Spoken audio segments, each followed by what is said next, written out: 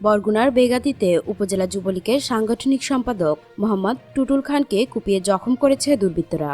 এ বিষয়টি নিশ্চিত করেছেন বেগাতি থানার ওসি মোহাম্মদ আনোয়ার হোসেন।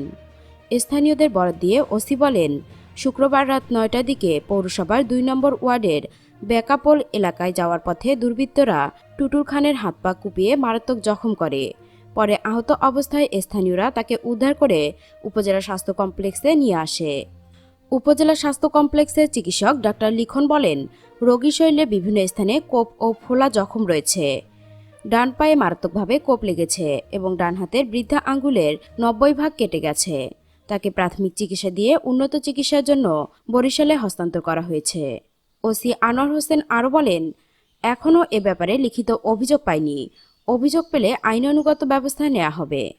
দর্শক, এখনকার মতো এখানেই শেষ। পরবর্তী আপডেট নিউজ পেতে আমাদের এই চ্যানেলটিকে সাবস্ক্রাইব করে রাখুন।